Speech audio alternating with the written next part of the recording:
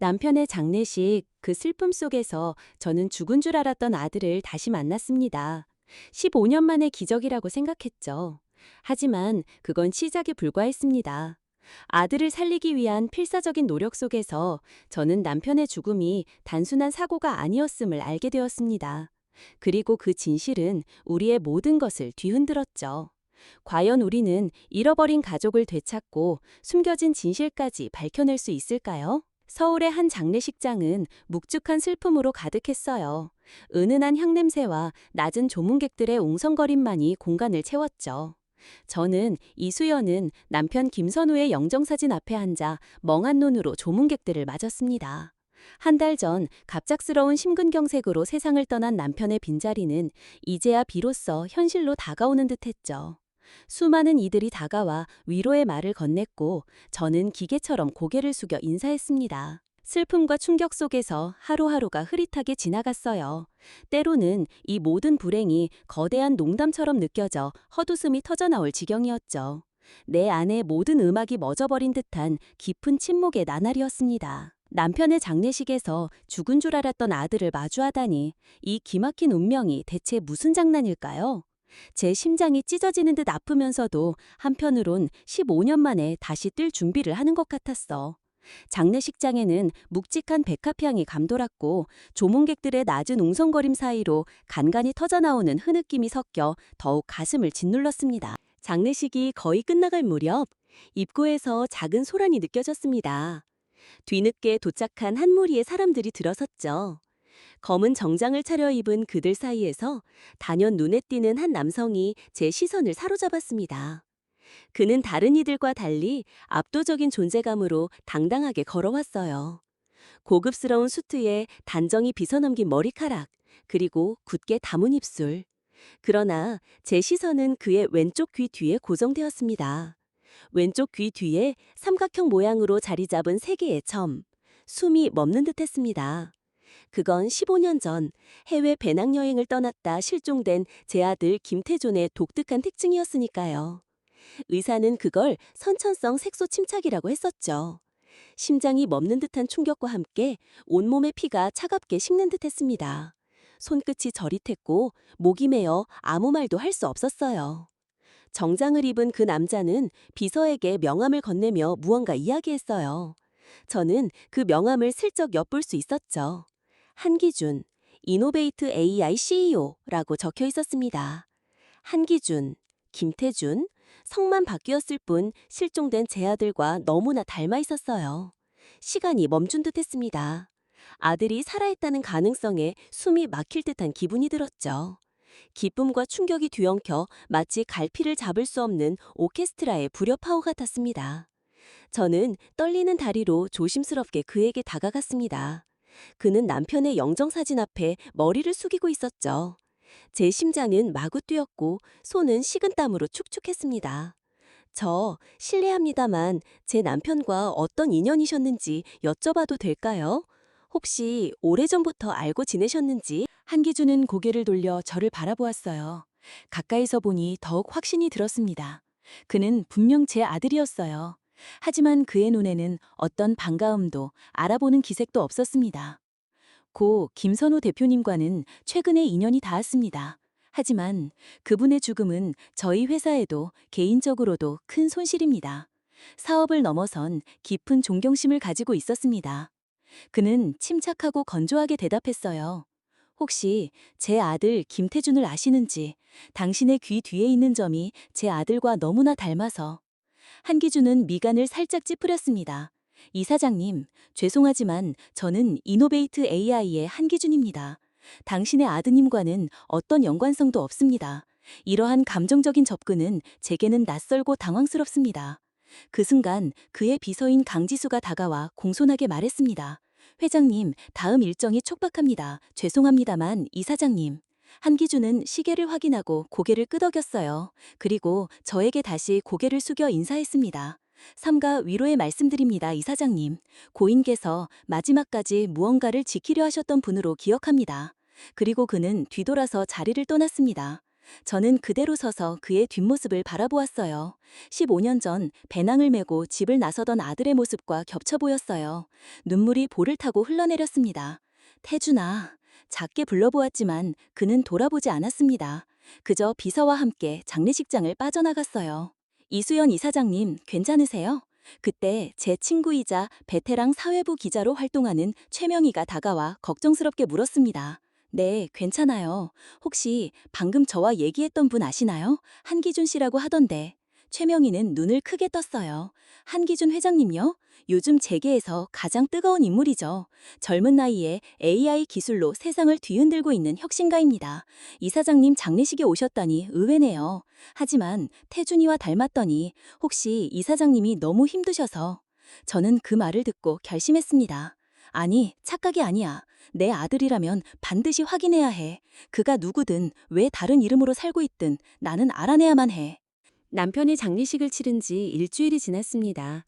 그동안 저는 이노베이트 AI와 한기준에 대해 가능한 모든 정보를 찾아보았어요. 그는 몇 년 전부터 갑자기 한국 AI 업계에 등장한 인물이었습니다. 해외에서 성공한 사업가라는 것 외에는 그의 과거에 대한 정보가 거의 없었어요. 오늘 저는 마침내 그를 만나기 위해 이노베이트 AI 본사를 찾았습니다. 강남 한복판에 우뚝 솟은 이노베이트 AI 빌딩 앞에 서자 가슴이 더욱 빠르게 뛰었습니다. 검은색 정장을 입고 머리를 단정하게 올린 채 자신감 있는 모습으로 보이려 했지만 손에 든 가방은 떨림을 감출 수 없었죠. 유리문을 밀고 들어서자 현대적인 인테리어의 넓은 로비가 눈앞에 펼쳐졌습니다. 떨리는 다리로 안내 데스크로 향했어요. 안녕하세요. 한기준 회장님을 뵙고 싶은데요. 데스크 직원은 예약 여부를 물었고 저는 아니요. 하지만 매우 중요한 일로 뵙고 싶습니다. 저는 고 김선우 대표의 아내이니다. 라고 답했습니다. 잠시 후 강지수 비서가 로비로 내려왔습니다. 안녕하세요. 김선우 대표님 부인분이시죠? 저는 한기준 회장님의 비서 강지수입니다. 네, 이수연입니다. 회장님을 잠시 뵐 수 있을까요? 강지수는 공손했지만 단호한 표정으로 회장님의 일정이 꽉 찼다고 말했어요. 그때 엘리베이터에서 한기준이 임원들과 함께 내려왔습니다. 갑자기 그가 걸음을 멈추었고 우연히 저를 발견했죠. 그는 잠시 망설이는 듯 하더니 이례적으로 저를 그의 사무실로 안내했습니다. 상승하는 엘리베이터 안에서 저는 그의 옆모습을 몰래 살폈어요. 태준의 턱선, 태준의 눈매, 태준의 손가락까지 모든 것이 제 기억 속 아들과 일치했습니다. 회장실 문이 열리자 넓은 공간이 눈에 들어왔어요. 탁 트인 통유리창 너머로 서울의 전경이 파노라마처럼 펼쳐져 있었고 최고급 가구들과 세련된 미술품들이 사무실을 채우고 있었습니다. 마치 영화 속 한 장면 같았어요. 앉으시죠. 한기준이 응접 세트를 가리키며 말했습니다. 저는 소파에 앉아 잠시 주변을 둘러보았습니다. 무슨 일로 저를 찾아오신 건가요? 한기준이 단도직입적으로 물었습니다. 저는 깊은 숨을 들이마시고 떨리는 목소리로 답했습니다. 한기준 회장님, 뵙고 싶었습니다. 저는 15년 전 제 아들을 잃었습니다. 그 아이는 당신과 너무나 닮았습니다. 한기준은 냉담하게 응수했습니다. 이사장님, 당신의 주장은 논리적 근거가 부족합니다. 감정적인 호소만으로는 기업의 CEO에게 접근할 수 없습니다. 저는 이노베이트 AI의 한기준일 뿐입니다. 당신의 아드님과는 어떤 연관성도 없습니다. 저는 준비해온 사진과 낡은 야구 글러브를 내밀었습니다. 이 아이가 제 아들 김태준입니다. 그리고 이 글러브는 태준이가 가장 아끼던 물건이었어요. 회장님의 귀 뒤에 있는 점도 태준이와 똑같습니다.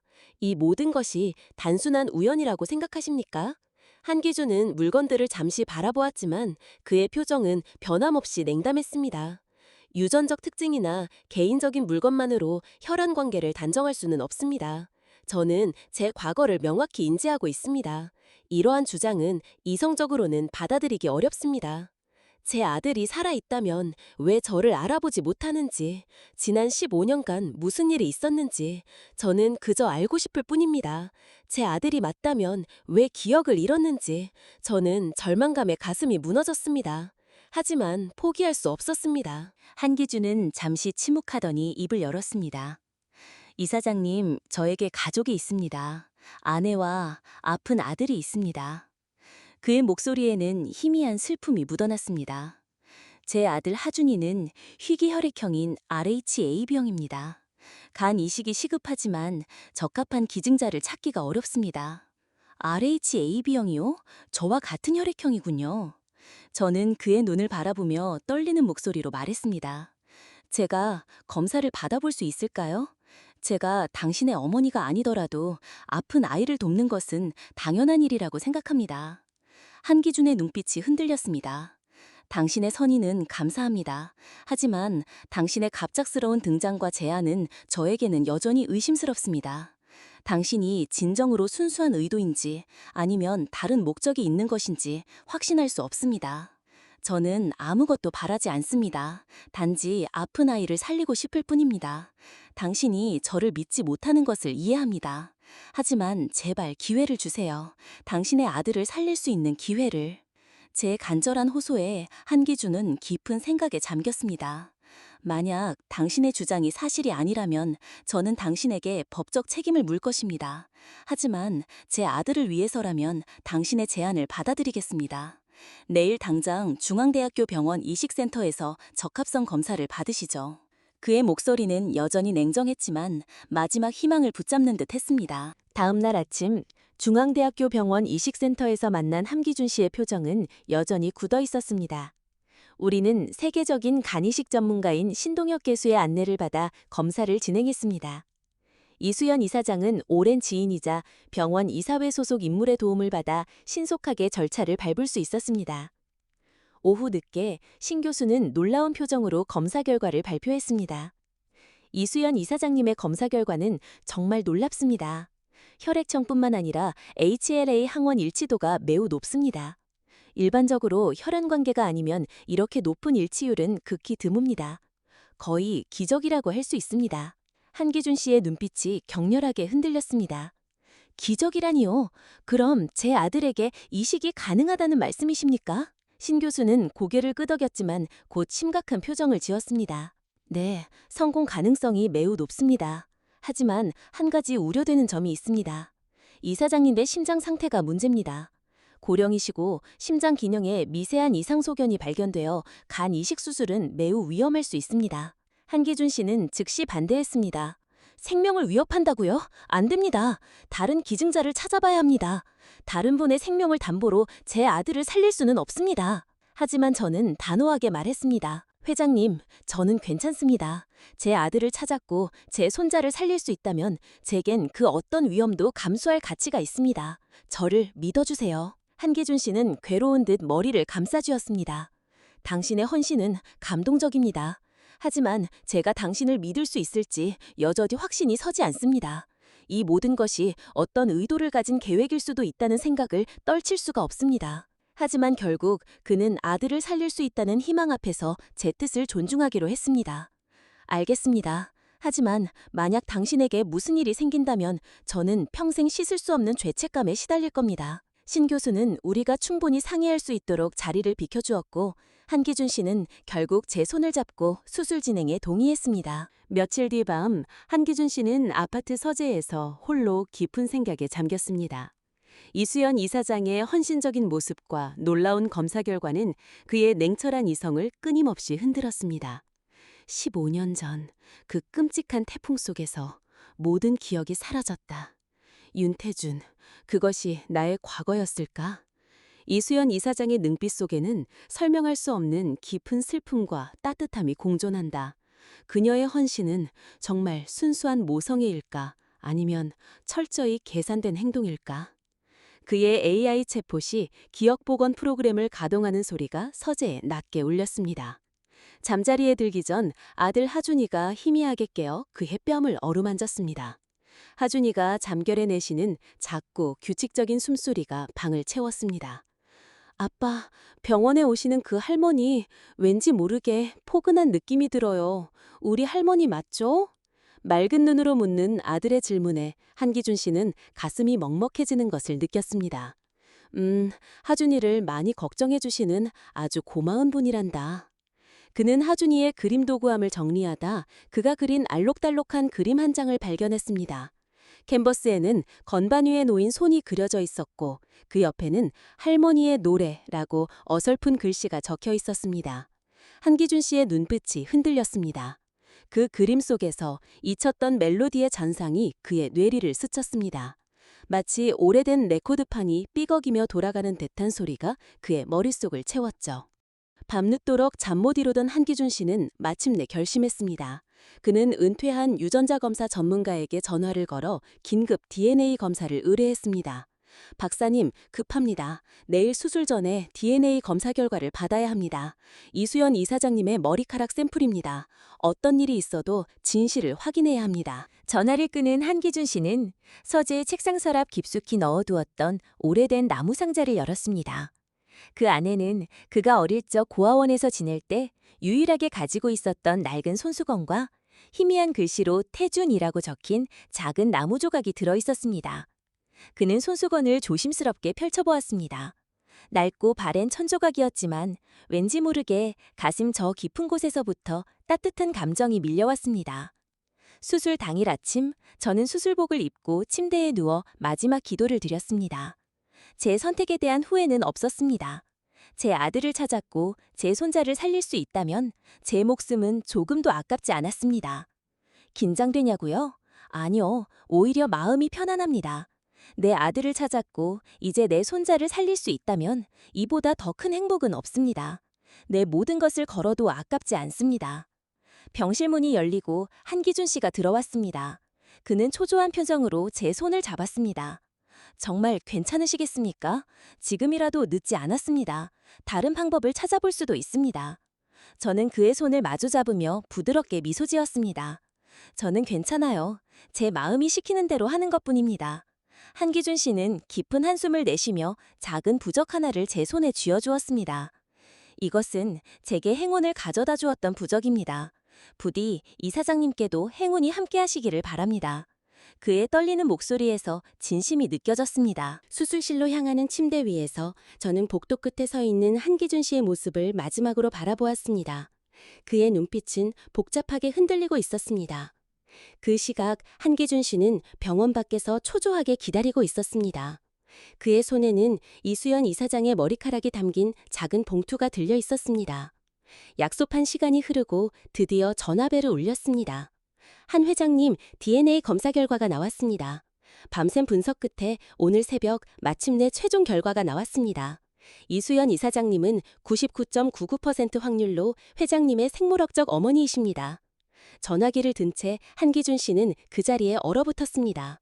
온몸의 피가 차갑게 식어 발끝부터 정수리까지 전율이 흘렀고 마치 심장이 잠시 멈춘 듯 숨쉬기조차 어려웠습니다. 그의 세상이 뒤흔들리는 듯한 느낌이었습니다. 그때 수술실에서 급하게 뛰어나온 간호사가 다급하게 외쳤습니다. 한 회장님, 큰일 났습니다. 이수연 이사장님의 수술 중 갑작스러운 출혈이 발생했습니다. 혈압이 급격하게 떨어지고 있습니다. 한기준 씨는 이성을 잃은 듯 수술실로 달려갔습니다. 수술실 앞에서 그는 망연자실한 표정으로 신동엽 교수를 붙잡고 애원했습니다. 교수님, 제발 제 어머니를 살려주세요. 제발. 신 교수는 안타까운 표정으로 고개를 저었습니다. 최선을 다하고 있습니다만 상황이 매우 위중합니다. 심장에도 무리가 와서 정말 힘든 싸움을 하고 계십니다. 한기준 씨는 그 자리에 주저앉아 절규했습니다. 어머니, 제가 너무 늦게 알아봐서 죄송합니다. 제발 절 버리지 마세요. 밤샘 수술 끝에 이수연 씨는 기적적으로 고비를 넘기고 중환자실로 옮겨졌습니다. 며칠 후 그녀는 힘겹게 눈을 떴습니다. 흐릿한 시야 속에서 밤새도록 자신의 곁을 지킨 한기준 씨의 얼굴이 들어왔습니다. 어머니. 15년 만에 한기준 씨는 떨리는 목소리로 진심을 담아 어머니를 불렀습니다. 이수연 씨의 눈가에도 뜨거운 눈물이 흘러내렸습니다. 태준아. 그 후 이수연 씨는 놀라운 회복력을 보이며 일반 병실로 옮겨졌습니다. 신동엽 교수는 이수연 이사장님의 회복 속도는 기적에 가깝습니다. 정말 놀라운 의지입니다. 아마 아드님과 손잡은 덕분일 겁니다. 라며 감탄했습니다. 한기준 씨는 매일 병원을 찾아 어머니를 보살폈고 하준이 역시 할머니 곁에서 밝게 웃었습니다.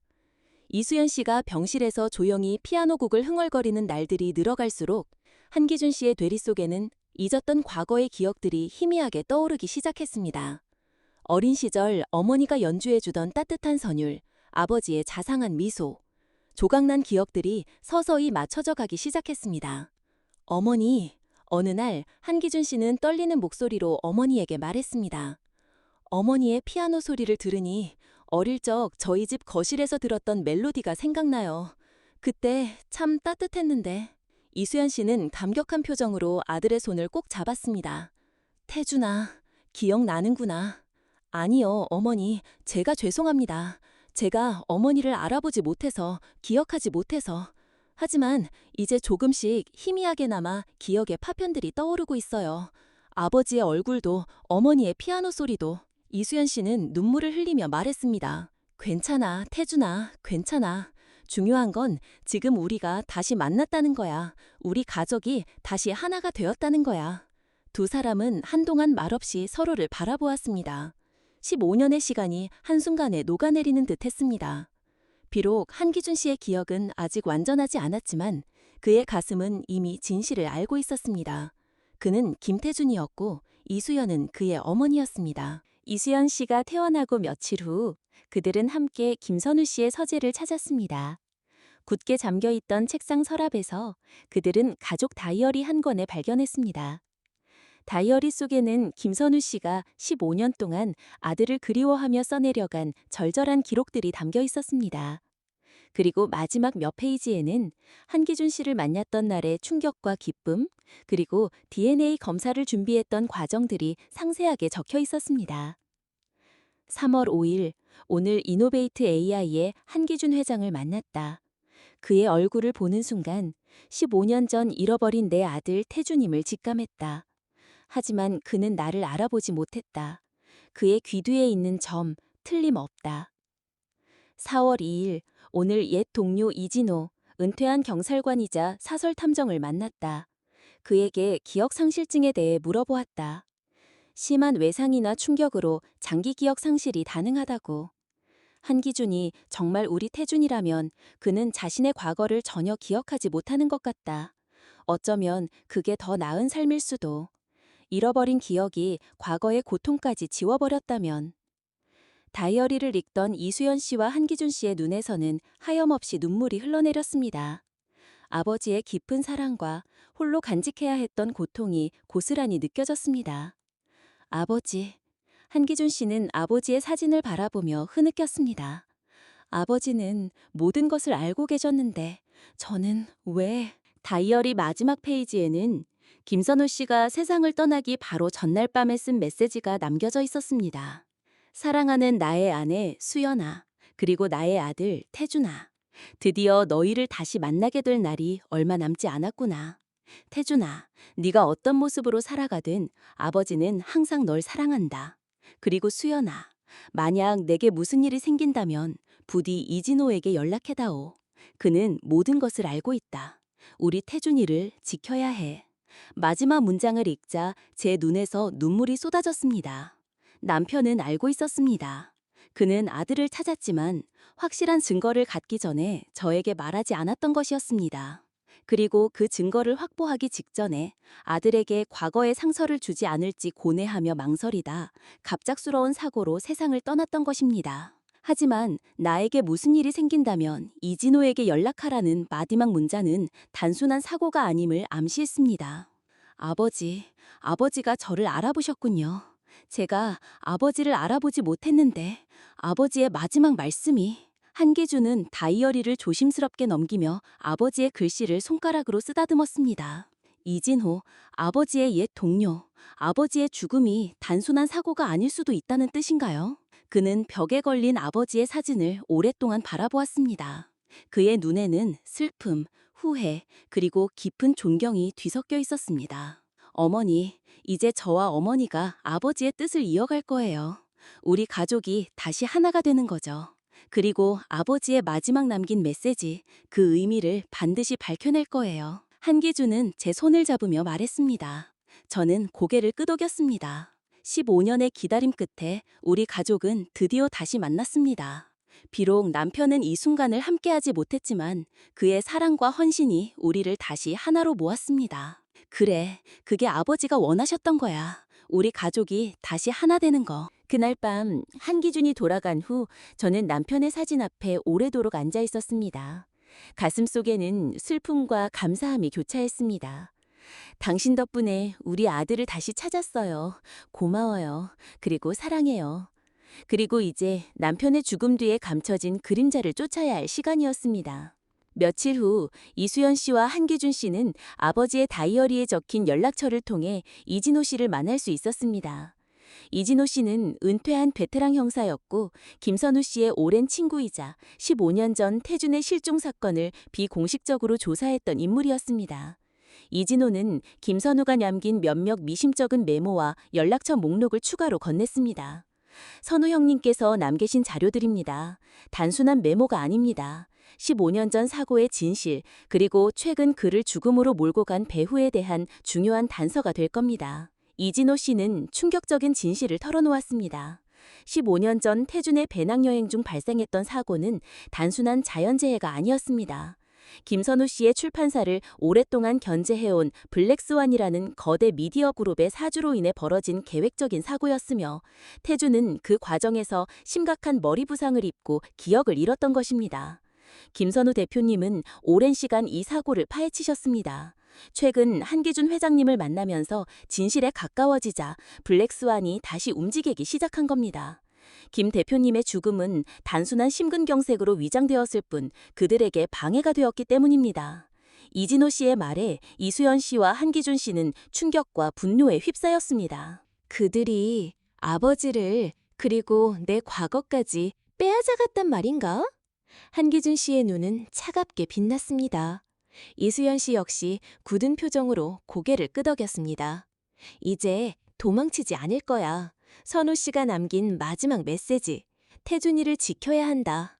그 의미를 이제야 알겠어. 우리는 진실을 밝혀내고 그들에게 응징해야 해. 어머니와 아들은 15년 만에 되찾은 서로의 손을 굳게 잡았습니다.